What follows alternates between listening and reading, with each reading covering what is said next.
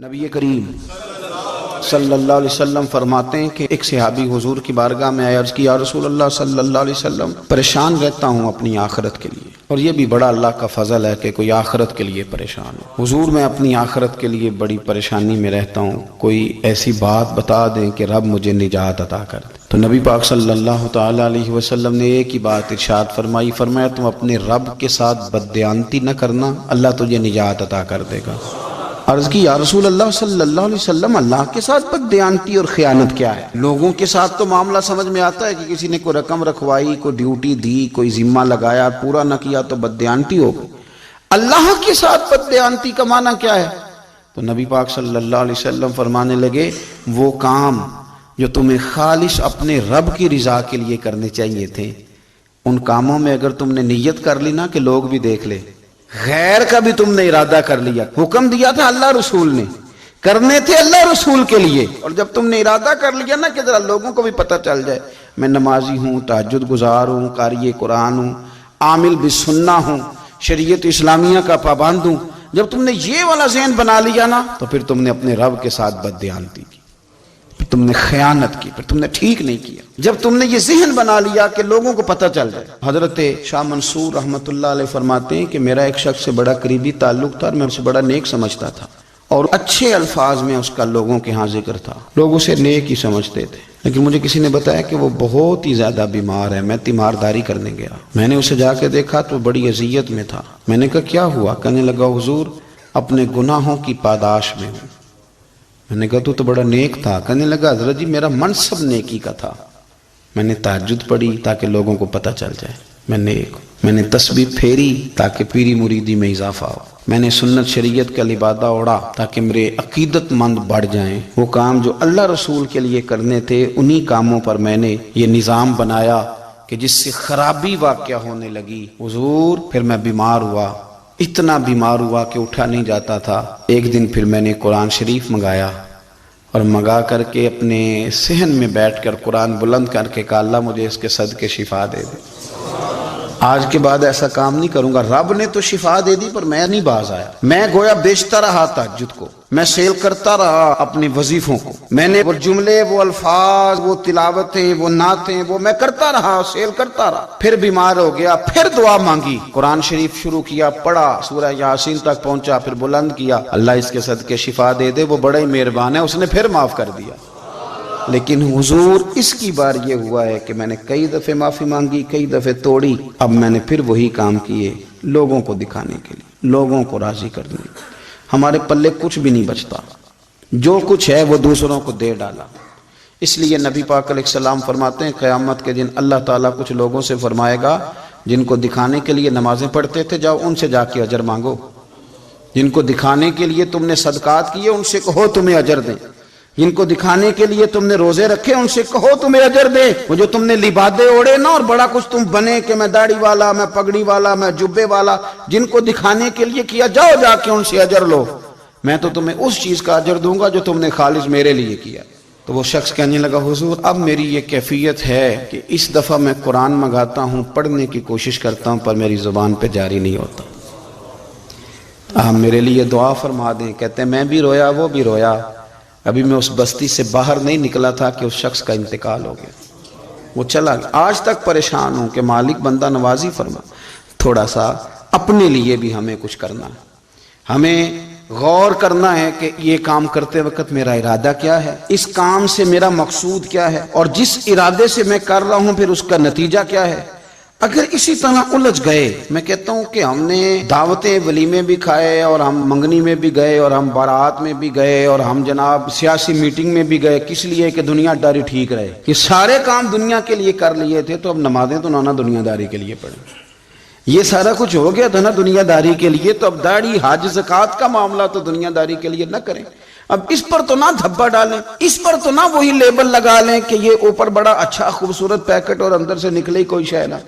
خرابی ہو جائے اور صبح قیامت جب راز کھلیں تو پھر ہم سے چھپنے کو جگہ ہی نہ مل سکے۔ نبی کریم صلی اللہ تعالی علیہ وسلم نے ہماری تربیت فرمائی، حضور فرمانے لگے مخلص ہو کے عمل کرنا، اگر تھوڑا بھی ہوا تو تمہیں کفایت کر جائے گا، تمہارے لیے کافی ہو جائے گا، تھوڑا بھی ہوا، شرط یہ کہ وہ خالص۔ نبی کریم صلی اللہ علیہ وسلم فرماتے ہیں کہ ایک صحابی حضور کی بارگاہ میں آئے، عرض کی یا رسول اللہ صلی اللہ علیہ وسلم پریشان رہتا ہوں اپنی آخرت کے لیے، اور یہ بھی بڑا اللہ کا فضل ہے کہ کوئی آخرت کے لیے پریشان ہو۔ حضور میں اپنی آخرت کے لیے بڑی پریشانی میں رہتا ہوں، کوئی ایسی بات بتا دیں کہ رب مجھے نجات عطا کر دے۔ تو نبی پاک صلی اللہ تعالی علیہ وسلم نے ایک ہی بات ارشاد فرمائی، فرمایا تم اپنے رب کے ساتھ بددیانتی نہ کرنا، اللہ تجھے نجات عطا کر دے گا۔ عرض کی یا رسول اللہ صلی اللہ علیہ وسلم اللہ کے ساتھ بددیانتی اور خیانت کیا ہے؟ لوگوں کے ساتھ تو معاملہ سمجھ میں آتا ہے کہ کسی نے کوئی رقم رکھوائی، کوئی ڈیوٹی دی، کوئی ذمہ لگایا، پورا نہ کیا تو بددیانتی ہو گئی۔ اللہ کے ساتھ بددیانتی کا معنی کیا ہے؟ تو نبی پاک صلی اللہ علیہ وسلم فرمانے لگے وہ کام جو تمہیں خالص اپنے رب کی رضا کے لیے کرنے چاہیے تھے، ان کاموں میں اگر تم نے نیت کر لی نا کہ لوگ بھی دیکھ لے، غیر کا بھی تم نے ارادہ کر لیا، حکم دیا تھا اللہ رسول نے، کرنے تھے اللہ رسول کے لیے، اور جب تم نے ارادہ کر لیا نا کہ ذرا لوگوں کو بھی پتہ چل جائے میں نمازی ہوں، تہجد گزار ہوں، قاری قرآن ہوں، عامل بالسنہ ہوں، شریعت اسلامیہ کا پابند ہوں، جب تم نے یہ والا ذہن بنا لیا نا تو پھر تم نے اپنے رب کے ساتھ بددیانتی کی، پھر تم نے خیانت کی، پھر تم نے ٹھیک نہیں کیا۔ جب تم نے یہ ذہن بنا لیا کہ لوگوں کو پتہ چل جائے۔ حضرت شاہ منصور رحمۃ اللہ علیہ فرماتے ہیں کہ میرا ایک شخص سے بڑا قریبی تعلق تھا اور میں اسے بڑا نیک سمجھتا تھا، اور اچھے الفاظ میں اس کا لوگوں کے ہاں ذکر تھا، لوگ اسے نیک ہی سمجھتے تھے، لیکن مجھے کسی نے بتایا کہ وہ بہت ہی زیادہ بیمار ہے۔ میں تیمارداری کرنے گیا، میں نے اسے جا کے دیکھا تو بڑی اذیت میں تھا۔ میں نے کہا کیا ہوا؟ کہنے لگا حضور اپنے گناہوں کی پاداش میں ہوں۔ میں نے کہا تو بڑا نیک تھا۔ کہنے لگا حضرت جی میرا منصب نیکی کا تھا، میں نے تہجد پڑھی تاکہ لوگوں کو پتہ چل جائے میں نیک ہوں، میں نے تسبیح پھیری تاکہ پیری مریدی میں اضافہ ہو، میں نے سنت شریعت کا لبادہ اوڑا تاکہ میرے عقیدت مند بڑھ جائیں۔ وہ کام جو اللہ رسول کے لیے کرنے تھے انہی کاموں پر میں نے یہ نظام بنایا کہ جس سے خرابی واقع ہونے لگی۔ حضور پھر میں بیمار ہوا، اتنا بیمار ہوا کہ اٹھا نہیں جاتا تھا۔ ایک دن پھر میں نے قرآن شریف منگایا اور منگا کر کے اپنے صحن میں بیٹھ کر قرآن بلند کر کے کہا اللہ مجھے اس کے صدقے شفا دے دے، آج کے بعد ایسا کام نہیں کروں گا۔ رب نے تو شفا دے دی پر میں نہیں باز آیا، میں گویا بیچتا رہا تہجد کو، میں سیل کرتا رہا اپنے وظیفوں کو، میں نے وہ جملے، وہ الفاظ، وہ تلاوتیں، وہ نعتیں وہ میں کرتا رہا، سیل کرتا رہا۔ پھر بیمار ہو گیا، پھر دعا مانگی، قرآن شریف شروع کیا، پڑھا، سورہ یاسین تک پہنچا، پھر بلند کیا، اللہ اس کے صدقے شفا دے دے، وہ بڑا ہی مہربان ہے، اس نے پھر معاف کر دیا۔ لیکن حضور اس کی بار یہ ہوا ہے کہ میں نے کئی دفعہ معافی مانگی، کئی دفعہ توڑی، اب میں نے پھر وہی کام کیے لوگوں کو دکھانے کے لیے، لوگوں کو راضی کرنے کے لیے۔ ہمارے پلے کچھ بھی نہیں بچتا، جو کچھ ہے وہ دوسروں کو دے ڈالا۔ اس لیے نبی پاک علیہ السلام فرماتے ہیں قیامت کے دن اللہ تعالیٰ کچھ لوگوں سے فرمائے گا جن کو دکھانے کے لیے نمازیں پڑھتے تھے جاؤ ان سے جا کے اجر مانگو، جن کو دکھانے کے لیے تم نے صدقات کیے ان سے کہو تمہیں اجر دیں، جن کو دکھانے کے لیے تم نے روزے رکھے ان سے کہو تمہیں اجر دے۔ وہ جو تم نے لبادے اوڑے نا اور بڑا کچھ تم بنے کہ میں داڑھی والا، میں پگڑی والا، میں جبے والا، جن کو دکھانے کے لیے کیا جاؤ جا کے ان سے اجر لو،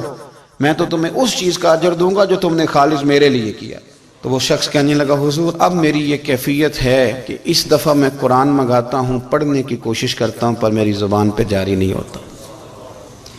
آپ میرے لیے دعا فرما دیں۔ کہتے ہیں میں بھی رویا، وہ بھی رویا، ابھی میں اس بستی سے باہر نہیں نکلا تھا کہ اس شخص کا انتقال ہو گیا، وہ چلا گیا۔ آج تک پریشان ہوں کہ مالک بندہ نوازی فرما، تھوڑا سا اپنے لیے بھی ہمیں کچھ کرنا ہے، ہمیں غور کرنا ہے کہ یہ کام کرتے وقت میرا ارادہ کیا ہے، اس کام سے میرا مقصود کیا ہے، اور جس ارادے سے میں کر رہا ہوں پھر اس کا نتیجہ کیا ہے۔ اگر اسی طرح الجھ گئے، میں کہتا ہوں کہ ہم نے دعوتیں ولیمے بھی کھائے اور ہم منگنی میں بھی گئے اور ہم بارات میں بھی گئے اور ہم جناب سیاسی میٹنگ میں بھی گئے، کس لیے کہ دنیا داری ٹھیک رہے، یہ سارے کام دنیا کے لیے کر لیے تھے تو اب نمازیں تو نانا دنیا داری کے لیے پڑھیں، یہ سارا کچھ ہو گیا تھا نا دنیا داری کے لیے، تو اب داڑھی حج زکوٰۃ کا معاملہ تو دنیا داری کے لیے نہ کریں، اب اس پر تو نہ دھبا ڈالیں، اس پر تو نہ وہی لیبل لگا لیں کہ یہ اوپر بڑا اچھا خوبصورت پیکٹ اور اندر سے نکلے کوئی شے نہ، خرابی ہو جائے اور صبح قیامت جب راز کھلیں تو پھر ہم سے چھپنے کو جگہ ہی نہ مل سکے۔ نبی کریم صلی اللہ تعالی علیہ وسلم نے ہماری تربیت فرمائی، حضور فرمانے لگے مخلص ہو کے عمل کرنا، اگر تھوڑا بھی ہوا تو تمہیں کفایت کر جائے گا، تمہارے لیے کافی ہو جائے گا، تھوڑا بھی ہوا، شرط یہ کہ وہ خالص